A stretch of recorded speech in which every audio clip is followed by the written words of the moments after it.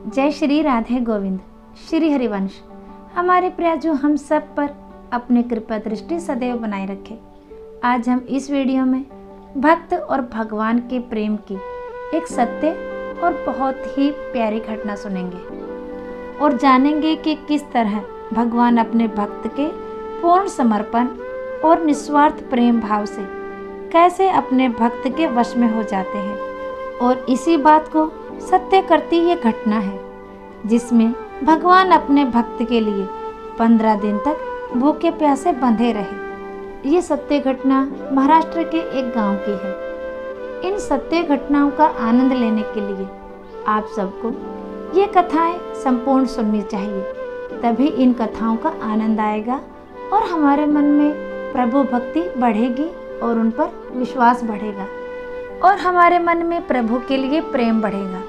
इसलिए हम सबको भगवान के इन परम भक्तों की कथाएं अवश्य सुननी चाहिए। तो अब हम शुरू करते हैं आज की सत्य कथा। महाराष्ट्र के एक गांव में एक ब्राह्मण रहते थे। उनके घर में केवल 4 लोग थे।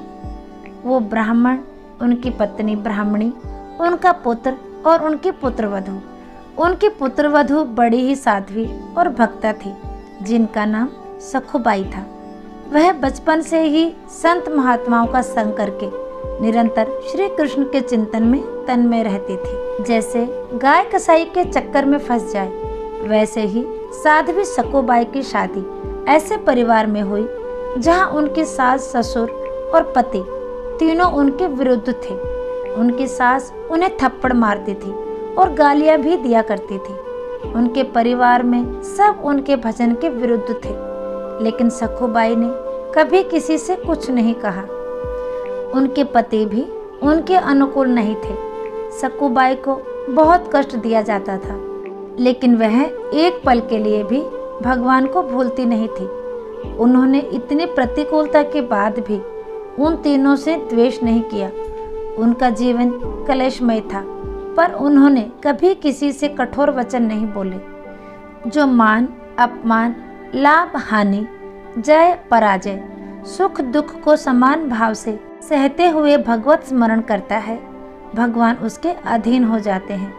सखुबाई को उनके परिवार वाले बहुत सताते थे। सखुबाई को पीटा जाता था, गालियां दी जाती थी, कलेशात्मक व्यवहार किया जाता था, लेकिन सखुबाई के हृदय में विठल ऐसे बसे हुए थे कि इसका उनके ऊपर कोई प्रभाव नहीं पड़ता था। सखुबाई को फटे पुराने कपड़े पहनने को मिलते थे, रूखा सूखा खाने को मिलता था, प्रति क्षण डांट पिटाई होती थी, लेकिन वह हर समय श्री कृष्ण के चिंतन में लीन रहती थी। सखुबाई की दशा पर गांव के स्त्री पुरुषों को बहुत तरस आता था, पर किसी की हिम्मत नहीं होती थी कि कोई उनके परिवार को समझा सके। सखुबाई मन ही मन भगवत कृपा का अनुभव करते हुए सोचती थी कि कितने कृपालु हैं श्री कृष्ण। यदि मेरे पति, सास या ससुर मुझसे प्यार करते तो श्री कृष्ण के प्यार में बाधा पड़ जाती। एक दिन किसी पड़ोसन ने सखुबाई से पूछा, तू इतना दुख भोगती है, तेरे मायके में कोई नहीं है क्या? ना कोई खबर लेने आता है, ना कोई तुम्हारा सहयोग करता है। सखु ने मुस्कुराते हुए कहा, जानती हो मेरा मायका कहाँ है? पंढरपुर में। और मेरे मायके वाले कौन हैं जानती हो? विठल और रुक्मणी जी। और सखी, उनका बहुत बड़ा परिवार है, असंख्य संतानें हैं। मुझे लगता है कि वो असंख्य संतानों की व्यवस्था में मुझे भूल गए हैं, इसलिए मुझ गरीब की खोज खबर लेने वो नहीं आ पा रहे, पर उनकी मुझ पर बहुत कृपा है। पंढरपुर महाराष्ट्र का एक प्रसिद्ध धाम है। यहाँ एकादशी को बड़ा मेला लगता है, जिसमें भगवान श्री विठल जी के दर्शनों के लिए लाखों नर नारी दूर दूर से कीर्तन करते हुए, नृत्य करते हुए उत्साहपूर्वक पंढरपुर की यात्रा करते हैं। जब यात्रा का दिन आया तो भक्तों की मंडलियां कीर्तन करते हुए, नाचते हुए पंढरपुर के लिए भक्त चारों ओर से दल बना बनाकर जाने लगे। भक्तों को पंढरपुर जाता देख सखुबाई के हृदय का बांध टूट गया। उनके मन में विचार आया कि क्या करूं? मेरे प्रियतम का ऐसा बड़ा उत्सव हो रहा है, यदि मैं सास से पूछूंगी तो पिटाई होगी। उन्होंने सोचा कि सास, ससुर, पति कोई जाने तो देगा नहीं। सखूबाई को पानी भरने के लिए रोज कृष्णा नदी में जाना होता था। उन्होंने एक घड़ा लिया और कृष्णा नदी में जल भरने के बहाने घर से निकली। प्रेमी भक्तों के संकीर्तन दल को देखकर सकू के हृदय में प्रेम उमड़ा। पंढरपुर जाने की प्रबल इच्छा करके उन्होंने घड़ा वहीं रख दिया और वह भक्तों की मंडली में चली गई। सकूबाई को जाते हुए एक पड़ोसन ने देख लिया और दौड़कर उसने उनकी सास को बताया कि उसकी बहू संतों की मंडली के साथ भाग गई है। अब सास और पति ने बड़े बड़े डंडे निकाले और उन्होंने सकूबाई को रोकने के लिए दौड़ लगाई। उन्होंने देखा तो सकूबाई अपने प्रियतम के दर्शन के लिए विशेष इच्छुक थी और भक्तों के बीच में भगवत प्रेम में उन्मत्त हो रही थी। उनकी सास ने उनके बाल पकड़े, घसीट के उन्हें बाहर लाई और वहीं उन्हें डंडे से मारना शुरू कर दिया। घर ले जाकर तीनों ने मिलकर उनकी पिटाई की। सकूबाई सिर्फ हे विठ्ठल, हे कृष्ण, हे गोविंद कहती रही। उनकी सास ने कहा, यह तो मामूली मार है, इससे ये मानने वाली नहीं है। ऐसा पीटो कि ये चलने के लायक ना रहे, वरना ये फिर भाग जाएगी और पंढरपुर की यात्रा करेगी। और अभी 2 सप्ताह हैं पंढरपुर की यात्रा में। इसको जकड़ करके खंभे में बांध दो और 2 सप्ताह तक न रोटी दो न पानी दो और रोज इसकी पिटाई करो, तब ये मानेगी।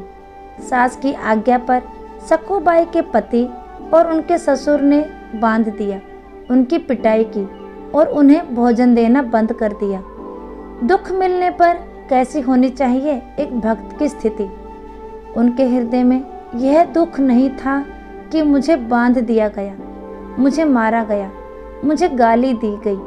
उनके हृदय में बस एक पीड़ा थी कि हे श्री कृष्ण, आपके भक्तों के बीच में मुझे कितना सुख मिला। जीवन में पहली बार भक्त मंडली में मुझे नाचने को मिला। मैं आपके दर्शन के लिए जा रही थी। मेरी सामर्थ्य नहीं कि मैं इस जन्म में इस नरक से निकल सकूं। हे करुणा निधान, क्या ऐसा नहीं हो सकता कि मैं इस जन्म में आपके दर्शन कर पाऊं? क्या मैं आपके मंदिर में आकर आपके भक्तों के बीच में नहीं नाच सकती? सकूबाई आंसू बहाते हुए कह रही थी कि हे श्री कृष्ण, ऐसा कुछ उपाय करो कि मैं आपके दर्शन कर सकूं। मैं बहुत पतित हूँ, दीन हूँ, मेरी सामर्थ्य नहीं है कि मैं आप तक आ सकूं। हे प्रभु, आप कृपा करो।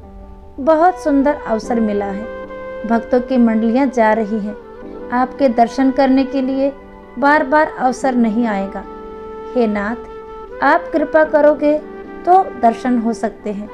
मेरा सामर्थ्य नहीं है कि मैं इनके चंगुल से छूट सकूं। जब भक्त तकलीफ में हो तो हरि को चैन कैसे पड़ सकता है? रुक्मणी जी ने देखा तो प्रभु के चेहरे पे उदासी और बड़ी चिंता थी। उन्होंने ठाकुर जी को पूछा कि हे नाथ, आप चिंता में कैसे हो? लगता है कोई भक्त कष्ट में है। भगवान ने कहा, हाँ, एक ऐसी भक्त है जिसको बहुत पीटा जा रहा है, कलेश दिया जा रहा है। वो मुझसे मिलना चाह रही है और उसको बांध दिया गया है। आपको थोड़े दिन के लिए हमसे विरह सहना पड़ेगा, क्योंकि हमें कुछ दिन वहाँ रहना पड़ेगा, तब ही बात बनेगी। रुक्मणी जी से ऐसा कहकर प्रभु तत्काल सकूबाई के समीप गए। उन्हें ना भोजन दिया जा रहा था, ऊपर से गालियां दी जा रही थी और पिटाई भी की जा रही थी।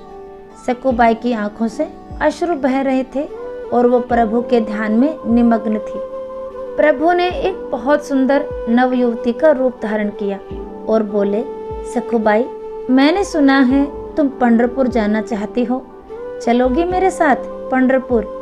सकूबाई ने आंखें खोली और कहा, सखी, मुझ पापनी के भाग्य में ऐसा कहाँ कि मैं भक्त मंडली के साथ पंढरपुर जाऊं।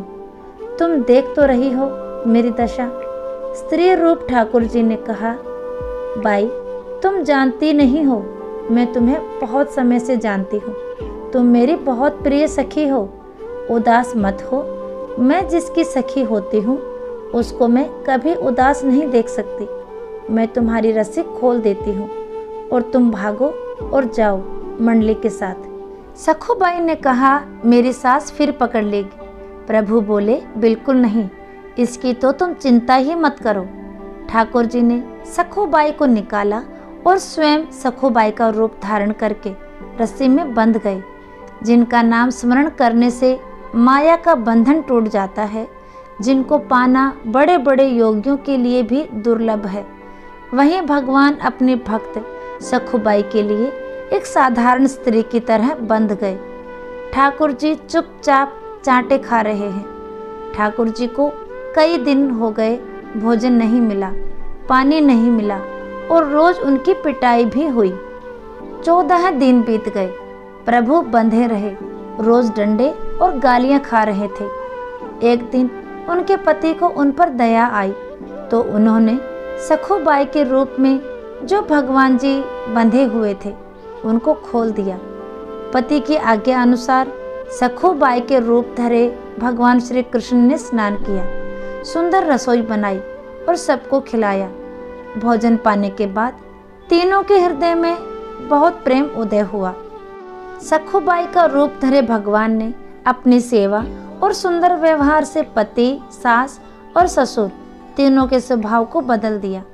अब तीनों सखुबाई स्वरूप श्री भगवान से बहुत प्यार करने लगे।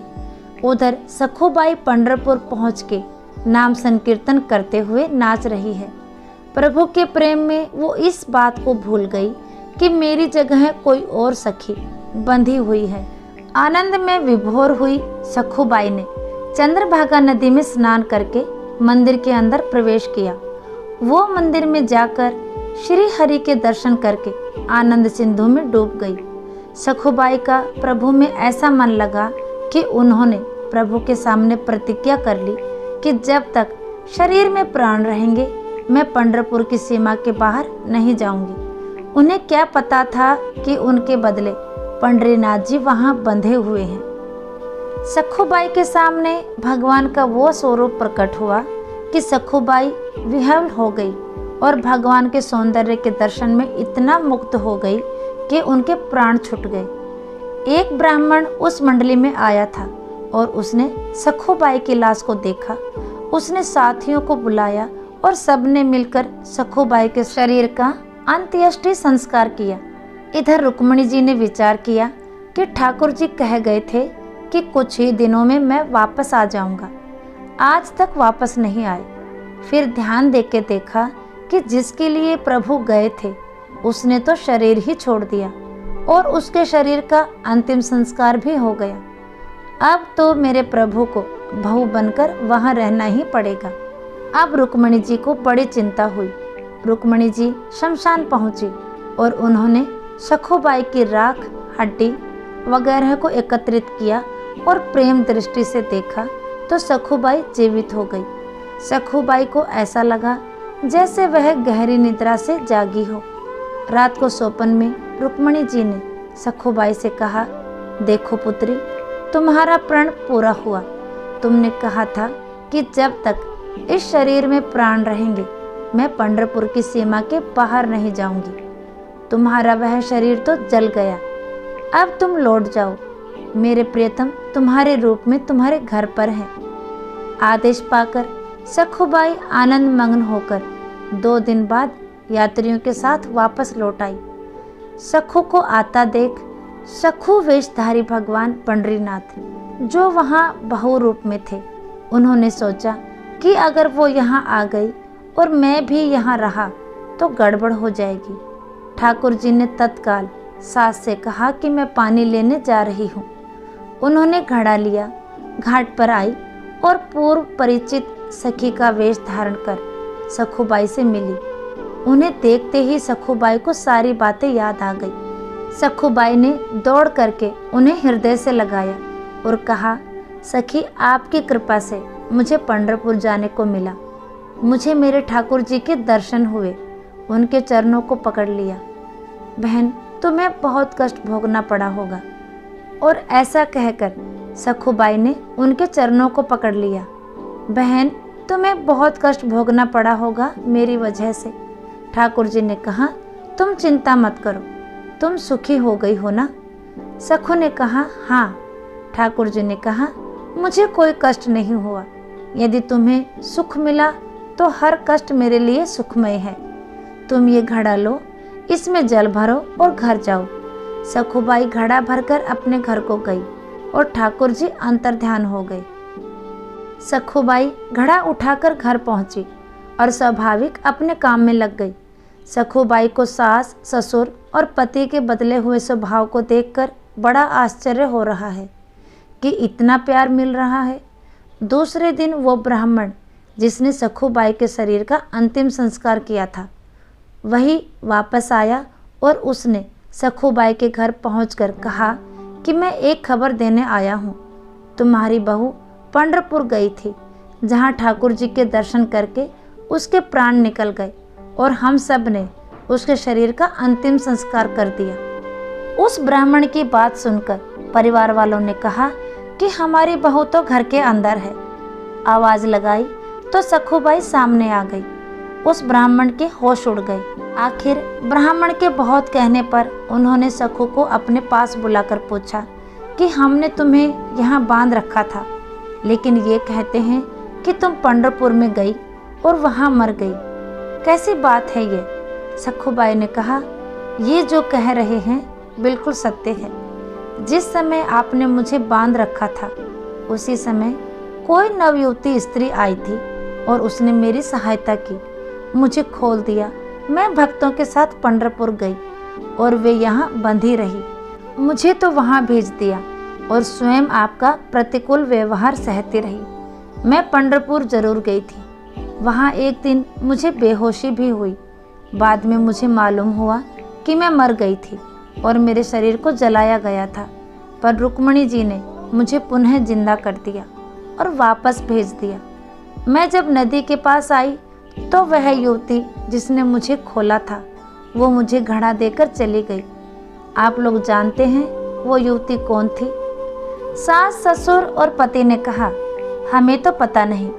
सखुबाई ने कहा, जब वो चली गई तब मुझे पता चला कि वो मेरे पांडुरंग विठल ही थे।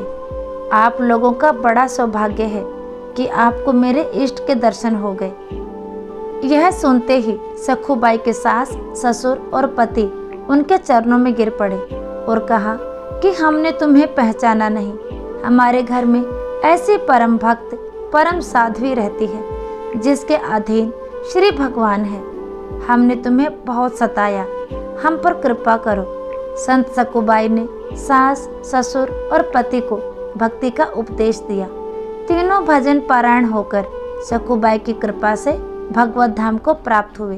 अगर कोई भक्त भक्ति मार्ग में आगे बढ़ रहा हो और उसके जीवन में प्रतिकूलता आए तो उसे आनंदित होना चाहिए कि अब हरि जल्दी ही आने वाले हैं। जब जब प्रतिकूलता किसी भक्त के जीवन में आई तो भगवान का ऐसा अवतार हुआ जो ना तो पुराणों में लिखा है और ना ही शास्त्रों में। हरि हमें हर क्षण देख रहे हैं। कभी निराश मत होना, चाहे जितना दुख कलेश आए। दुख और कलेश देने वाले व्यक्ति को कभी वापस कलेश देने की मत सोचना, आनंदित होकर सहना, तो प्रभु अपने भक्त पर कृपा करके आएंगे और अपने हृदय से लगा लेंगे। इससे हर जन्म के दुख दूर हो जाएंगे और भगवत प्राप्ति और प्रभु प्रेम प्राप्त होगा। तो आप सबको यह सत्य घटना कैसी लगी जरूर बताइएगा। तो आज का वीडियो यहीं तक, फिर मिलेंगे अगले वीडियो में। तब तक के लिए सभी को प्रेम भरी राधे राधे।